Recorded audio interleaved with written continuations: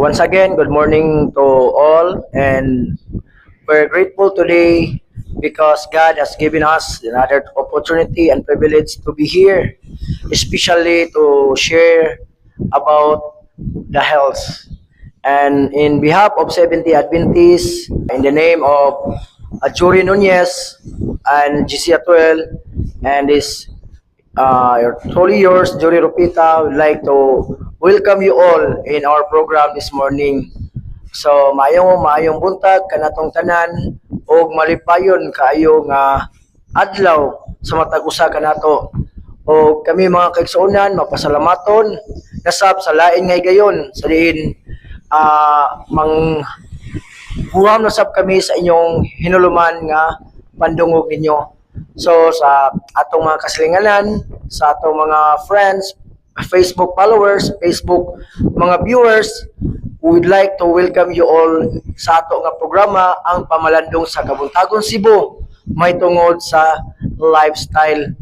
So sa ngalan sa North Central Cebu District Association of Churches nga gipanguluhan kini sa our beloved pastors, Pastor Clyde Putot o ingon man sa among president kasi Brother Chris Burgonia sa Iglesia Usab sa Compostela, Cambayog, Tagubi, Lupa ug Sakon. Amo usab kamong gi-invitar mga kaigsuonan ilabi na gyud sa pag-like ug pag-share sa atong mga videos o pagsuporta nini. So nini kabuntagon mga kaigalaan sa dili pa kita magsugod ato sa pangayuan ang sinsya sa Ginoo. Okay, let us pray. Our great God, Father in heaven, Lord, thank you so much for this beautiful morning, for awaking us and giving us good health and this privilege and opportunity to share your good news. Bless us today, and we invoke your holy presence to be in the midst of us, Lord, to give us discernment on the things that we are about to study this morning. Bless us and bless also the program as well as the hearers of this program. Thank you so much, Lord, for everything. This all we ask in the loving Jesus pray. Amen. So karon nining kabuntagon atong tunaan mga higala ang healthy lifestyle for healthier lives. Tun-an na to kini bitawng mga kana bitawng atong ginabuhat for mukaon man ta or mag-exercise man ta nga makatabag yun makapromote siya og healthier nga pagkinabuhi. So matod pa diri sa usa ka pagtuon sa year 2005, it was projected that chronic diseases accounted for 60% of all deaths worldwide. So buot pasabot mga kaigsuonan nga niadtong 2005 dunay gibana-bana nga 60% ang nangamatay sa tibuok kalibutan. Gani matod pa sa estimated nga pag-count nila, niabot kini og 35 millions deaths around the world. O ang 80% niadto na hitabo to siya sa gitawag og low income or ang mga poor og middle income nga countries. No, sa mga pobre o sa mga tunga-tunga nga third world countries ang nitabo kini nga kaso sa mga gitawag og sakit, sa gitawag og poor lifestyle. Diri sa Pilipinas, sa Philippine scenario, giingon din mga kaigsuonan nga dunay 7 out of 10 nga mga leading causes of deaths in year 2000. So year 2000 na siya. Way labot sa atong panahon karon. So ang kaning mga sakit mao kini ang diseases of the heart, kanang mga stroke, mga heart attack, o ingon ang vascular system, mga malignant neoplasms or cancers, accidents, gitawag og COPDs, mga DM, kidney problems. Atod pa diri nga 2 out of 10 leading causes of illness in year 2001 mausap ang hypertension, ang diseases of the heart, o tungod ato mga kaigsunan mauto kay ang mga tawo magud sa una nagpadayon sa ilang kani bitaw pagkinabuhi nga poor sila. Karon ining kabuntagon unsa may rule sa lifestyle sa atong kinabuhi. So matud pa the rule of lifestyle mao ni siya nga kinahanglan our behavior and lifestyle play an important role in determining health status and lifespan. Kani di mga igsunan, importante kayo. Kanami itong pilion na to ang healthy lifestyle. Kaya nga naman, makaapekto kini sa atong behavior o sa atong lifestyle na to. Importante kini mga igsunan nga makabaton tag healthy nga status o inguman taas nga kinabuhi. Matod pa usab diri, the major causes of early death have shifted from infectious diseases to chronic lifestyle related to conditions. So ang healthy lifestyle usab mao ni siya mga higala. Lifestyle and behavior factors that affect health include diet, physical activity, use of alcohol, tobacco, and preventive health services and stress. Lifestyle change more than any other factor is considered to be the best way of preventing illness and early death in our society. So unsa magani siyang healthy lifestyle? Matud ba diri ang healthy lifestyle, it is a way of life that promotes and protects health and well-being.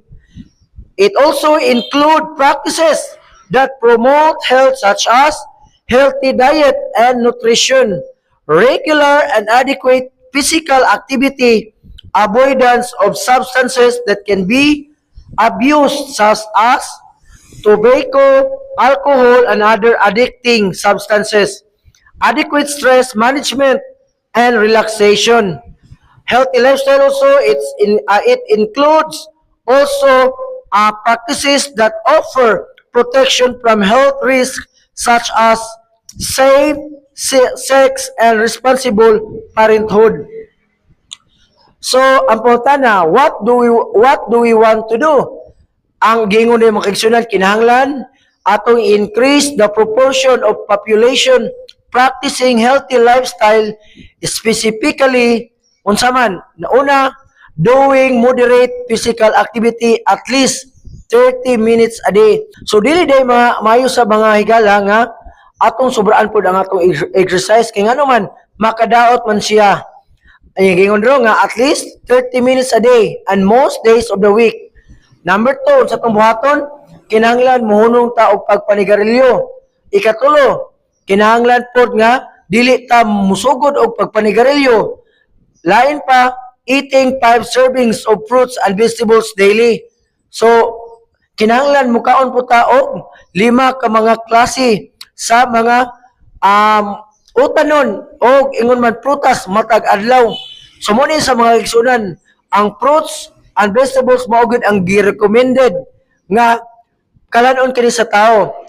Another, engaging in stress management activities. So daghan mga kaigsunan unsa may mga stress activities kana bitang agtugmog mga beach, unwinding. Ana nya kinahanglan po sa usa ka semana dun natay pahulay. Mo ni siya gitawag og periodic rest. Another giingon diri nga moderation in alcohol use.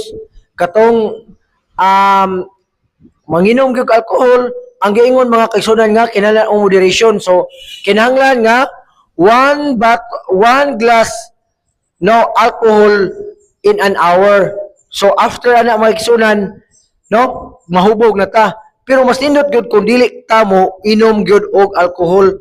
Kay ngano man ang atong lawas baya imatud pa nila nga atong lawas gikinahanglan alcohol tinuod ba na siya. Pero pinagi baya sa atong mga ginakaon, labi na guminom kag mga prutas, mo produce gyapon na siya og acid nga mao kana gikinahanglan sa atong lawas, dili na giingon nga alcohol nga makahubog. So pwede siguro mga red wine inana kay ngano, gikan man na sa mga fruit juices man na siya. So matud pa ni Dr. Nidra Bilok og ni Lester Breslow gikan sa US sa Department of Public Health, Berkeley, California, among the first to present lifestyle as a longevity factor, gingon diri nga 6,928 adult residents of Alameda County, California were studied 7 lifestyle habits were identified. So unsa man ni siya? Ang gingon mga kaigsunan batud pa nga kinahanglan gyud nga ang tao kinahanglan og adequate sleep. Pila man ka oras kining gikinahanglan? Kinahanglan nga matulog ang usa ka tawo og 7 to 8 hours per night. Dili mga kaigsunan per day, kung dili per night. Nindot man gyud ang katulog sa gabi kay di sa gabi man gud diha man mo repair ang i-repair ang mga broken nga mga tissues o ang mga damaged nga mga cells. So kinahanglan gyud nga ang adequate sleep. Unsa pa man gingon diri nga no food between meals. Kita mga Pilipino na anad na muta nga mukaon og pamahaw sa dili pa mamahaw, mamainit daan. Ikaw man og pamainit, mamahaw, humag pamahaw, mo snacks pa gyud ta. Dayon maniudto nya napay tay snacks. Sa di pa ta manihapon. Kaya napagod tay midnight snack.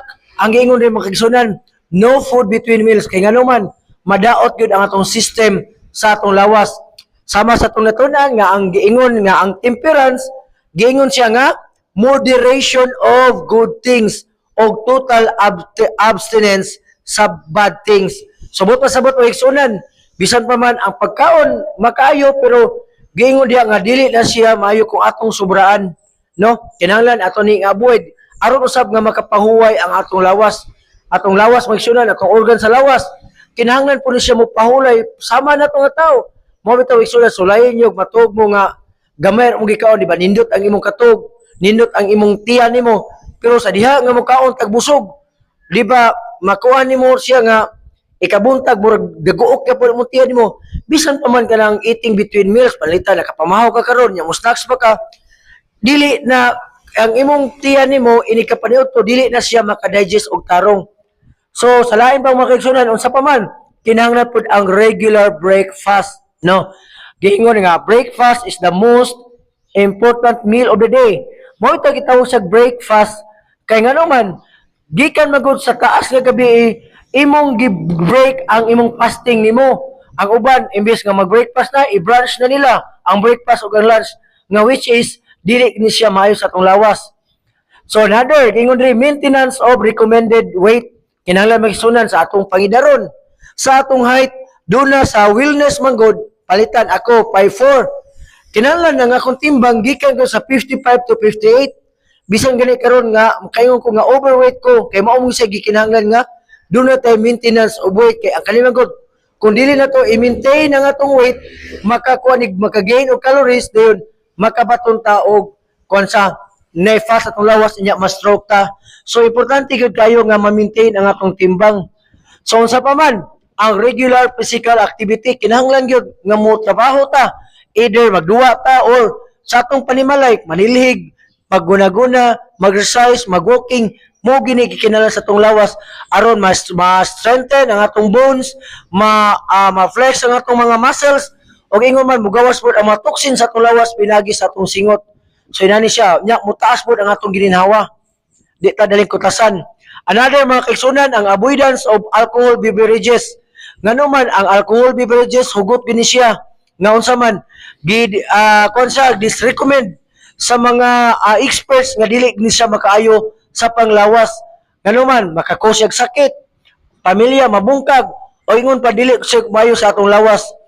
Unya, gingon sa mga kaigsunan nga kini usab nga klase sa kini siya makamatay ni siya.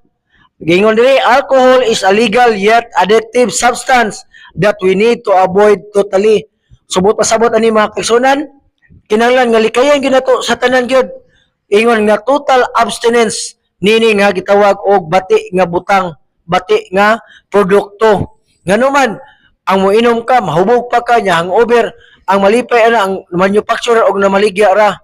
So padayon mga kaigsunan, ang alcohol usab makadaot kini sa atong tibuok nga lawas labi na gyud sa atong utok na to. Kay ngano man ang atong judgment maapektuhan siya mga 0.04%. Ang atong emotions maapektuhan siya og concepts 0.03%. Ang atong voluntary muscles labi na gyud mga kaigsunan. No, voluntary ka na mulihok na to nga makuan. Mo bitaw nga sa diha mo inom og alcohol nga hunahuna ra nimo itarong pero ang imong linukan mo nagsusapinday na. Kay ngano man doon sa 0.5% ang apektado ni kung mainom ta niana. Gingon rin og these good feelings are a direct result of effect of alcohol on the frontal lobe. Nga mao kana ang frontal lobe dako na siya mga kaigsunan dili ka parte sa tong primero diri sa tong ulo nga diha usab ang atong decision making. Frontal lobe of the brain, which is the set of inhibition, reasoning, powers, memory, and judgment. So, ni siya. So, gingon sa mga kisunan, gawas sa alcohol, ang total avoidance of tobacco. Matod pa nga, ang tobacco, gitawag sa silent killer. Dili lang ikaw mo'y naghilos imong kaglingon, imo usab gihuluan ang imong pamilya. Nga naman kay ikaw ay nanigarilyo niya, ang aso paingon man sa imong pamilya, labi na gusto imong mga anak, na may gitawag second hand smoker o ang third hand smoker kanang mupilit sa mga kortina, sa mga panapton, niya magunita na, mo-transfer man na siya. No? Tobacco di gid maayo sa atong lawas. Usa pa, makakos siya og cancer, daghan maapektuhan sa tobacco, sumala pa sa atong previous na to nga mga pagkuhan sa pagpamalandong. So karon, kinahanglan gyud ang atong pagpili. How do you choose? Either ari ba ka sa right or sa kalibitang paingon sa left. Kanang ari ba ka sa maayo or sa dawtan. Gingon na migsyon no, to smoke or not to smoke. Ang tubag ay migsyonan imo kanang pagpili. Nara nimo kung ganahan ta magkasakit, padayon ta pagpanigarilyo. Pero ganahan ta makabaton og HL healthy lifestyle, muhulong ta pagpanigarilyo. To take alcohol or not, it's also our choice. To exercise or not, it is also our choice. To drink sufficient water or not, it is also our choice, mga kaigsunan. To be pessimistic or optimistic, usa gyapon ni nato dako nga pagpili. To practice healthy habits or not, it is also our choice. Ato timanan maigsunan nga kinahanglan gyud kayo atong pagpili kay nganuman pinaagi sa atong pagpili mga kaigsunan mao kini ang makadetermine sa atong future nga kinabuhi. Bisan gani mga kaigsunan ang pag-agtog langit usan usab kay nato nga pagpili, no? Ingon diri mag-HL tayo, mag healthy lifestyle. Ang healthy lifestyle mao katong pagkaon nga mga plant-based diet sama sa mga utanon, mga vegetables o unsa pa man kanang bitong gikan gyud sa kuan mga grains o whatsoever na siya. Ang kanagkuan na tuwa kay nganuman ato og tuyoon kumukaon ta og mga palaliton gikan sa mga fast foods. Gasto kayo mga mahigala unya wala ta kay balo nga dako di sa risgo nga makabaton tag cancer. So magiingon dino mag-HL tayo, kinahanglan nga exercise regularly, don't smoke, healthy diet, iwas stress, og ingon man kinahanglan i-watch usab ang atong weight.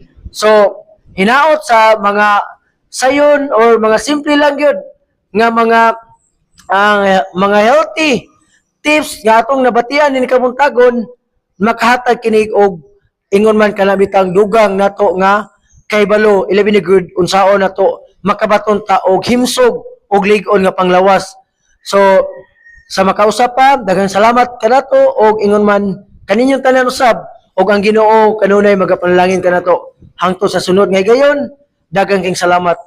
Sa dili pa tang padayon mga kaigsunan ato usab paminawan ang mensahe sa awit.